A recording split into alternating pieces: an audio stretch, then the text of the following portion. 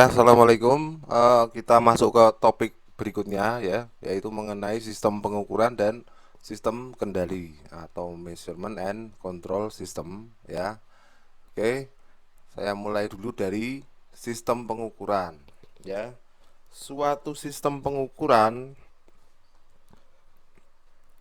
itu biasanya terdiri ya atau secara umum itu di dapat kita katakan terdiri dari tiga buah elemen ya.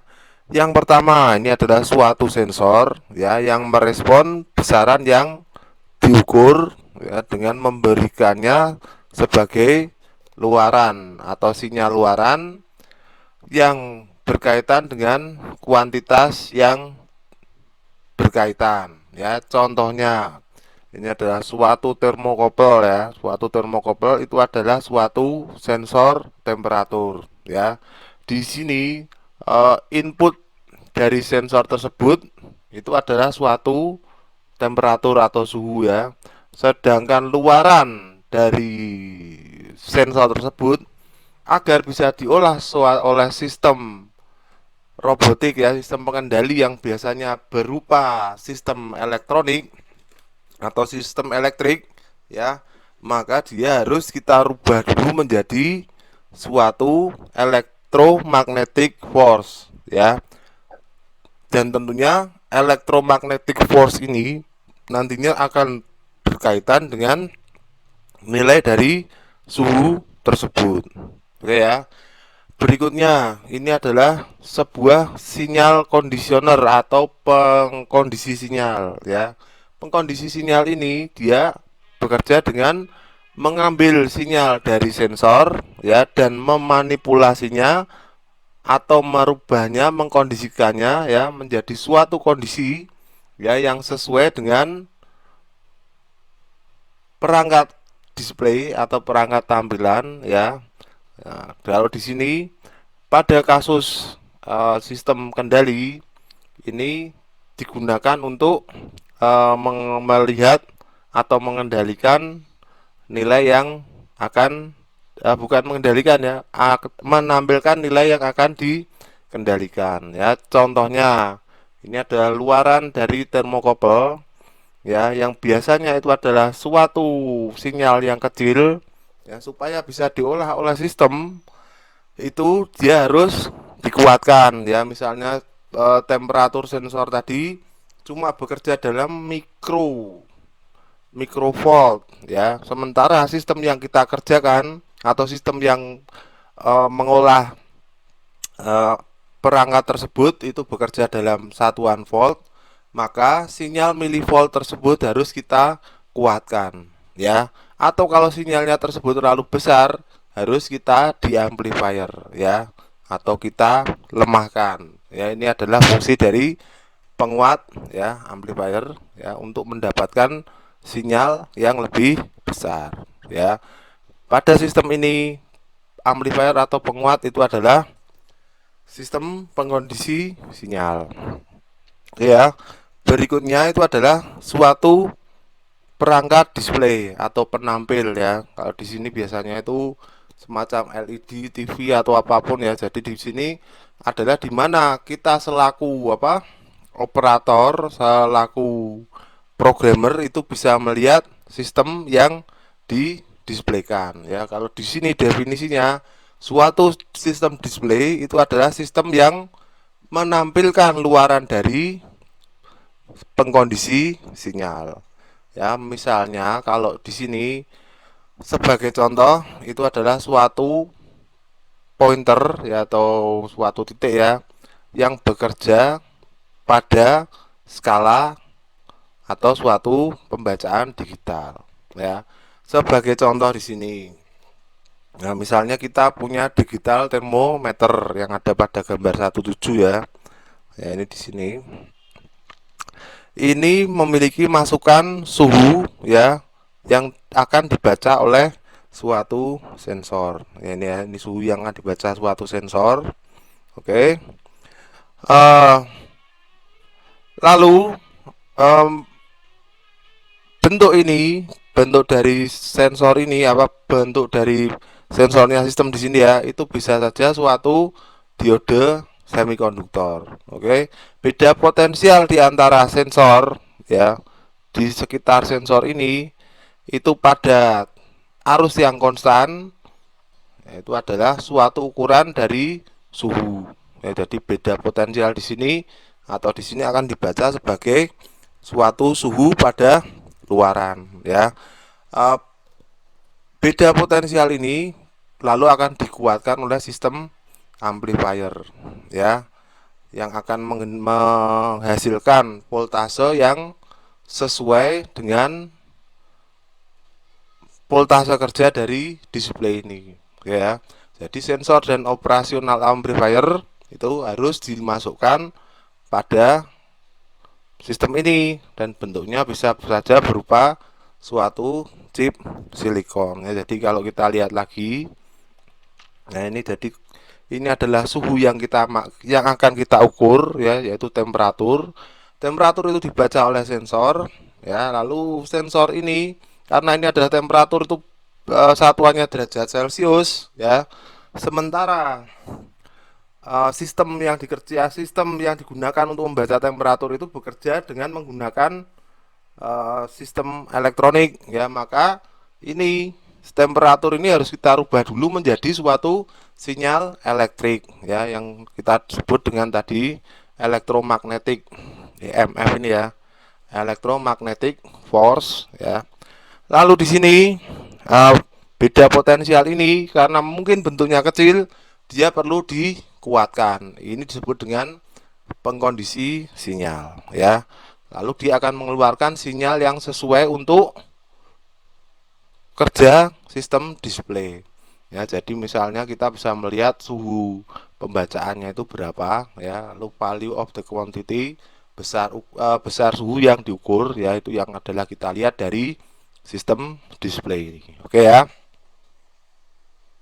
Ya, berikutnya ini adalah mengenai sistem pengendali atau control system. Ya, suatu control system atau sistem pengendali itu dapat kita bayangkan sebagai suatu sistem yang dapat kita gunakan untuk tiga hal berikut ini ya. Yang pertama, untuk mengendalikan nilai variabel pada suatu variabel tertentu ya, menjadi nilai tertentu ya. Contohnya pada suatu sistem pengendali panas ya, di mana suhu itu adalah nilai yang dikendalikan ya. Jadi butuh suhu sekian derajat, itu contohnya ini ya. Nanti kita melibatkan sistem pengendali. Oke.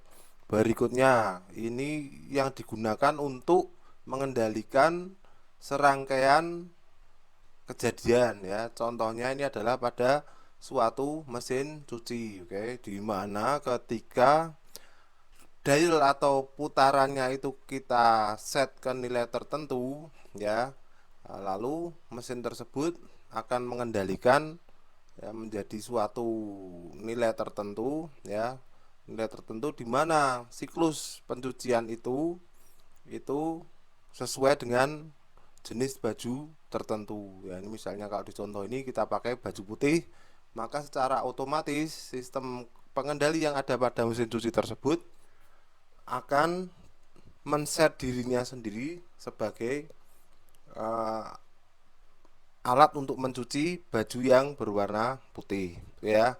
Berikutnya, fungsi pengendali berikutnya itu adalah untuk mengendalikan apakah suatu kejadian itu terjadi atau tidak ya. Contohnya ini adalah pengunci keamanan ya pada suatu mesin, oke, di mana dia tidak dapat dioperasikan sampai ada seorang ini ya, ada suatu nilai keamanan tertentu. Oke ya. Oke, berikutnya ini adalah mengenai umpan balik ya. Ini saya perbesar di sini. Oke. Nah, salah satu contoh umpan balik itu adalah ini sistem pengendali suhu pada tubuh kita ya. Misalnya ya, jadi ketika kita sehat itu suhu tubuh kita itu adalah sekitar 35-36 derajat ya. Nah, di sini oleh sistem pengendali tubuh kita, sistem pengendali suhu tubuh ini eh, ketika terjadi penyimpangan dari nilai 35 atau 36 tersebut, maka tubuh kita akan bereaksi ya. Misalnya suhu tubuh kita terlalu panas, maka kita akan demam ya. Reaksinya itu adalah kita akan menggigil ya. Nah, di sini ada luaran yang harus dibandingkan ya dengan nilai yang dibutuhkan ya. Lalu nilai yang dibutuhkan ini harus diseimbangkan oleh suatu sistem pengendali yang ada di sini. Ya, ini yang disebut dengan definisi dari feedback. Oke, berikutnya masih sama, cuma ini adalah suatu sistem furnace ya, sistem pemanas ya. Sistem pemanas sebagai suatu sistem pengendali. Di sini ada suhu yang dibutuhkan ya.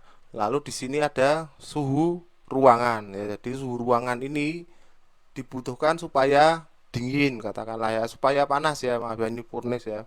Supaya panas ya. Jadi misalnya oven panasnya 120 derajat ya.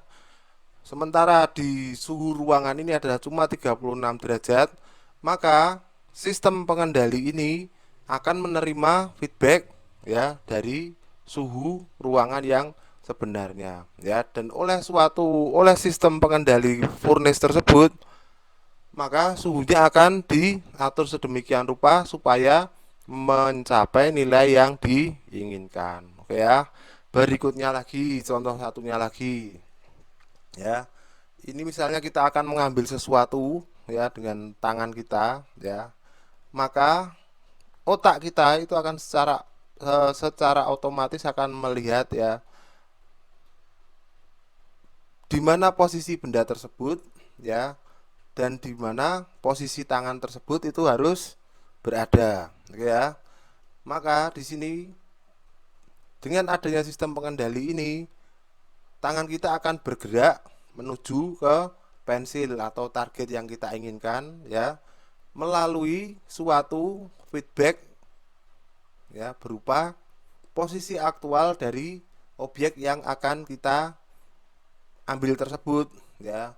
Jadi di sini suatu pengendali yang digunakan untuk mengatur posisi tangan dan gerakan tangan kita ya.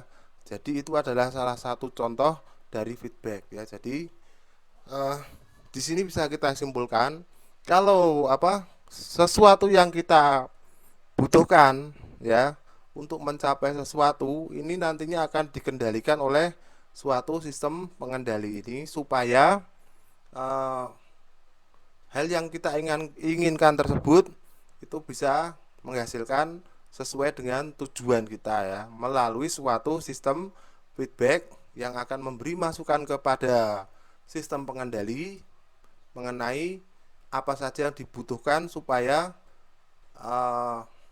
apa yang kita butuhkan tersebut itu bisa terjadi tanpa adanya kesalahan. Oke ya.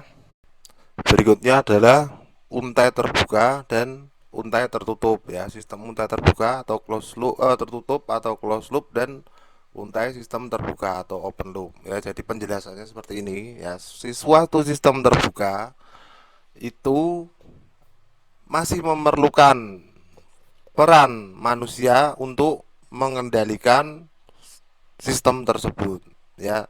Ini adalah sistem terbuka, untai terbuka yang A, yang B ini adalah suatu sistem untai tertutup ya. Pada Anda perhatikan bedanya ya, di sini tidak ada yang namanya elemen pembanding ya. Pada untai terbuka itu tidak ada elemen pembanding ya.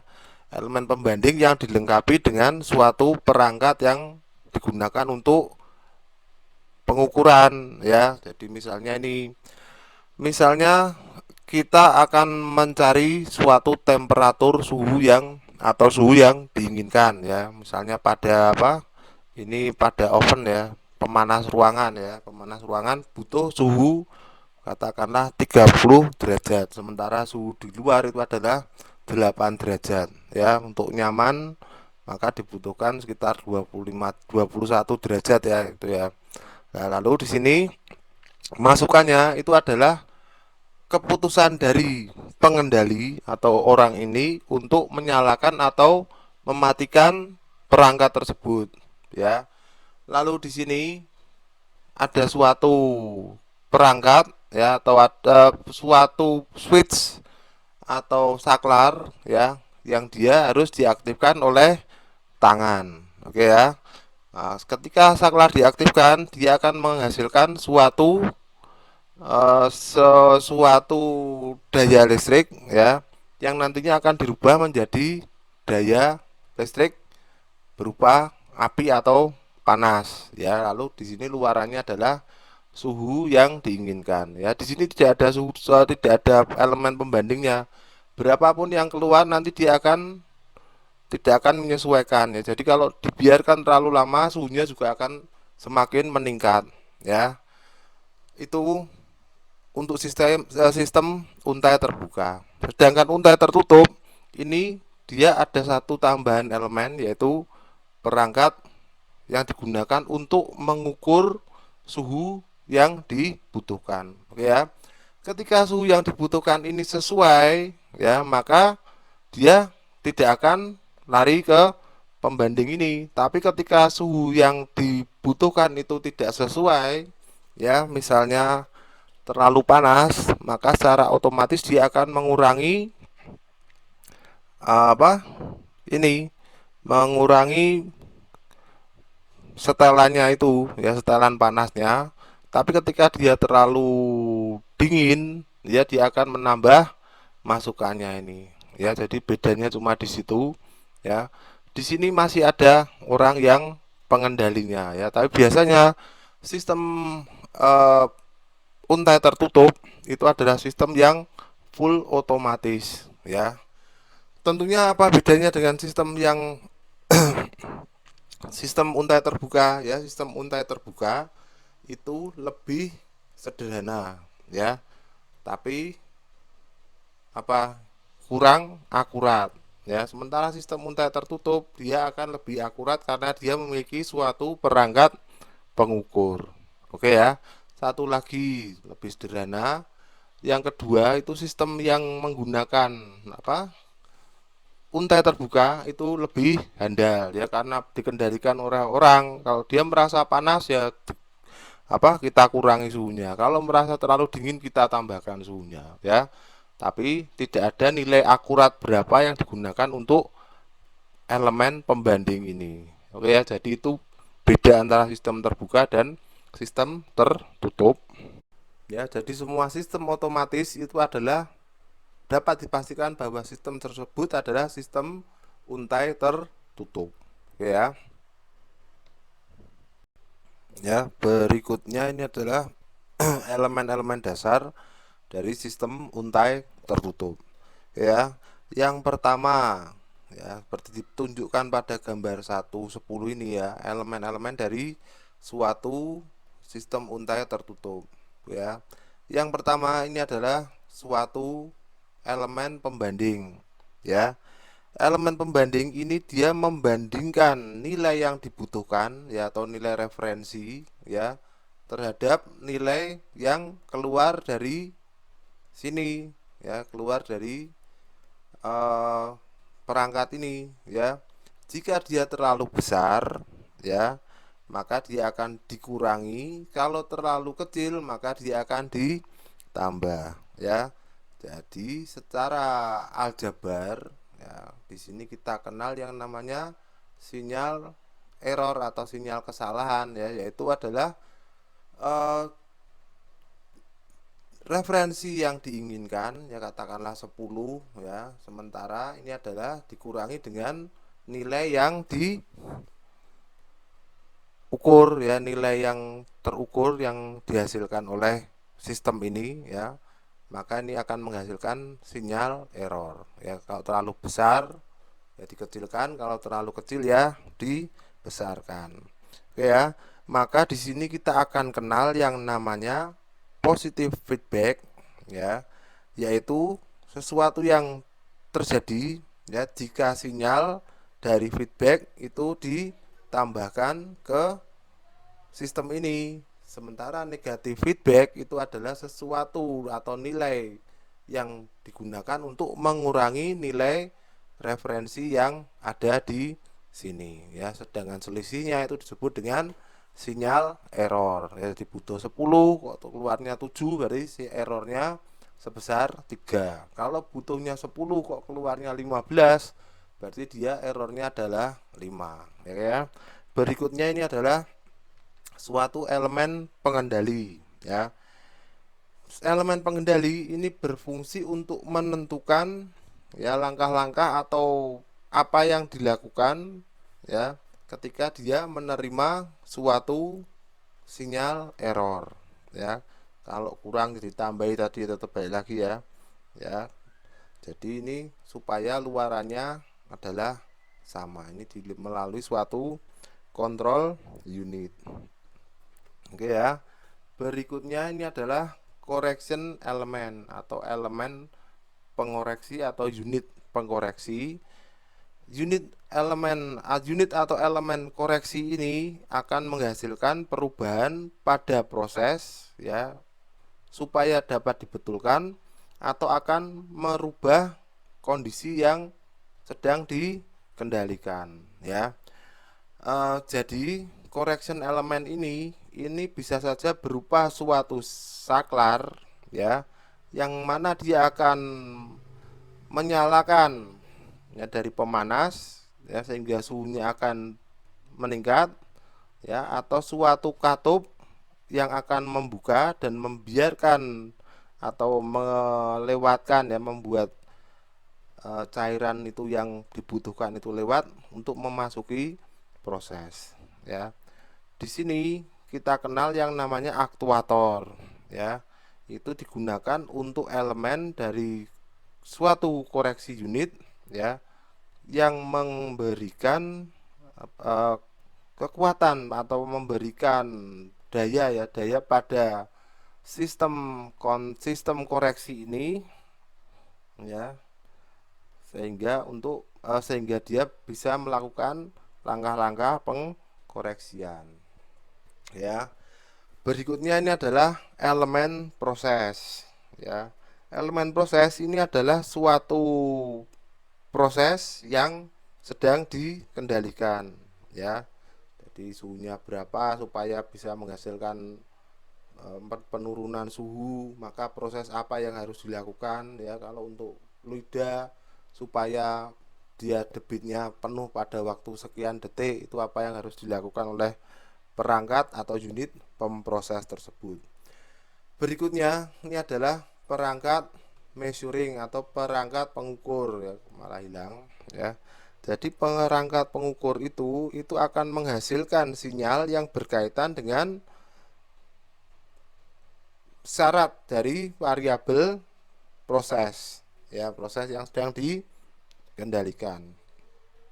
Bisa jadi ini measurement element ini misalnya adalah suatu saklar ya yang akan menyala ketika posisi dari suatu perangkat tersebut atau termokopel ya katakanlah ya di sini, ini akan mencapai elektromagnetik tertentu sehingga dia bisa menghasilkan sinyal yang ketika sinyal tersebut diukur ya, maka dia di sini akan dibandingkan dengan errornya, maka tindakan apa yang perlu dilakukan untuk menghasilkan nilai referensi yang diinginkan di sini. Oke ya. Nah, dengan adanya contoh tersebut ya, maka di sini kita punya contoh ya, gambar di sini ya. Kita suatu contoh mengenai seorang yang mengendalikan suhu ya dari suatu ruangan ya. Maka elemen-elemen yang ada di sini ya, misalnya di sini pemanas boleh, pendingin boleh ya. Variabel yang dikendalikan itu adalah suhu ruangan ya. Sementara nilai referensi yang ada di sini itu adalah nilai temperatur yang diinginkan. Lalu Elemen pembandingnya apa? Ya, ini manusia tersebut akan membandingkan nilai yang diukur dengan nilai yang dibutuhkan. Oke. Lalu sinyal errornya itu apa? Adalah perbedaan antara temperatur yang direferensikan atau diinginkan dengan temperatur yang ada, ya. Jadi nanti harus dikoreksi errornya ini. Lalu berikutnya ini adalah pengontrolnya, itu adalah si orang tersebut. Lalu unit pengontrolnya ini adalah saklar, ya, saklar atau yang menyalakan atau untuk mengadjust atau membesar kecilkan besarnya api. Nah, lalu prosesnya ini adalah proses pemanasan oleh api. Sedangkan perangkat ukurnya itu adalah suatu termometer. Oke ya. Oke ya, berikutnya kita ke sistem pengendali analog dan sistem pengendali digital. Oke ya. Jadi apa bedanya ya? Pertama kita kenal dulu apa kita jelaskan dulu definisi mengenai sinyal digital ya dan sinyal analog ya. Mengenai sinyal ini saya besarkan. Oke ya. Jadi sinyal analog itu adalah sinyal yang terdiri dari banyak variasi ya, dan ini selalu digambarkan sebagai versus dari waktu ya. Jadi suatu sinyal apa, misalnya voltase terhadap waktu ya, kecepatan terhadap waktu, yaitu kita anggap sebagai suatu sinyal ya. Di sini ada suatu sinyal analog ya, dia levelnya banyak ya, bisa 1 sampai 1 juta, banyak variasinya sinyal analog, makanya dia bisa berbentuk seperti ini ya. Sedangkan sinyal digital itu adalah suatu sinyal yang hanya memiliki 2 buah tingkatan ya. Jadi kalau di sini ada pulsa, ini tidak ada pulsa, ini ada pulsa, ini tidak ada pulsa, apa ya? Pulsa denyut ya. Di sini ada sinyal, tidak ada sinyal ya. Jadi contohnya itu adalah saklar ya. Saklar on off itu cuma punya 2 buah level ya, yaitu nyala dan mati. Sementara untuk sinyal analog itu levelnya beragam ya. Misalnya Anda memutar-mutar apa ya, memutar-mutar suatu knob volume radio ya, ketika Anda putar ke kanan dia akan semakin besar, ke kiri semakin kecil, dan sebaliknya ya. Itu adalah sinyal analog. Sementara sinyal digital dia cuma punya 2 buah tingkatan. Nah, sekarang pertanyaannya, bagaimana suatu sistem yang menggunakan basis sinyal analog itu bisa kita rubah menjadi suatu sinyal digital ya, atau direpresentasikan dengan sinyal digital ya, yaitu adalah dengan menggunakan variasi sinyal digital tersebut ya. Ya, jadi misalnya di sini pada 7 volt ya, pada sinyal ketika dia ini adalah sebesar 7 volt. Sinyal 7 volt itu oleh sinyal digital analog 7 volt, oleh sinyal digital itu akan digambarkan misalnya sebagai nyala. Kalau ke atas ini nyala ya, nyala, mati dan nyala lagi ya. Semua ini berlangsung dalam waktu yang sangat singkat ya, waktu sepersekian ribu detik ya. Jadi ini dikenal dengan bit ya. Misalnya 8 bit, maka sinyal digital tersebut akan memiliki 8 buah variasi ya, bisa nyala, mati, mati, nyala, dan sebagainya ya. Nah, ini untuk 7 volt, ini misalnya nyala, mati dan nyala lagi ya. 7 volt lagi masih sama. Ketika dia analognya menjadi 6, itu cuma dia punya 2, jadi nyala, mati, nyala dan mati lagi. Lalu untuk 4 volt katakanlah misalnya cuma 1. Nah, itu cara kita mempresentasikan sinyal digital menjadi suatu sinyal analog. Sedangkan perangkat yang kita gunakan itu adalah ADC ya, atau analog to digital converter, atau sebaliknya DAC ya, digital to analog ya. Contohnya Ya, ini masih untuk sistem ini tadi apa, pengendali tadi ya. Di sini suatu elemen pembanding ya, tadi sudah kita bahas. Di sini ada nilai referensinya dan sebagainya. Sistem ini kita kendalikan dengan menggunakan sistem digital. Sementara yang sebelumnya itu adalah dengan menggunakan sinyal analog. Nah, bagaimana dia mengendalikannya? Ya, kita gunakan yang namanya digital to analog converter. Ya, jadi ada digital, pengendali digital. Di sini ada digital to analog. Di sini akan mengkoreksi besarannya berapa, lalu prosesnya bagaimana. Nah, di sini dibandingkan dengan suatu perangkat pengukur ya. Perangkat pengukur ini sebelum kita masukkan ke digital controller atau menjadi suatu sinyal analog di sini ya. Jadi di sini analog, ketika dia mulai ke sini, dia mulai menjadi sinyal digital ya. Jadi ketika dia balik lagi ke sini dari digital harus kita rubah lagi menjadi sinyal analog ya, analog to digital converter ya. Nah, sekarang fungsi dari microcontroller itu adalah mengambil sebagian dari proses untai tertutup ini. Ya, misalnya di sini microcontroller itu adalah suatu sistem embedded ya, atau sistem yang tertanam untuk melakukan suatu fungsi tertentu. Ya, kemarin pada pertemuan sebelumnya sudah saya bahas mengenai itu. Ya, jadi ketika di sini apa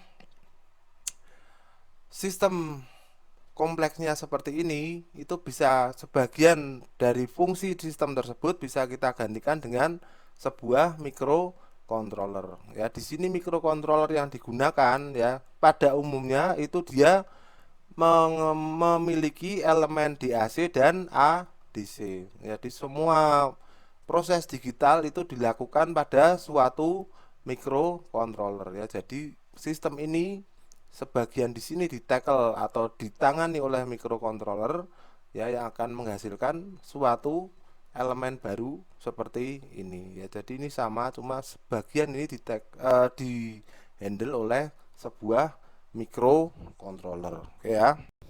Ya, baik, saya rasa untuk pertemuan ini saya cukupkan sekian dulu ya. Nanti ada tugas yang akan saya sampaikan melalui IFT ya, tolong dikerjakan. Oke, jika ada pertanyaan silahkan ditanyakan ke WA group ya. Nah, kalau ada yang kurang jelas silahkan bertanya, tidak usah sungkan-sungkan ya, dan tidak usah merasa terjebak kalau terus ternyata tidak paham dan sebagainya ya.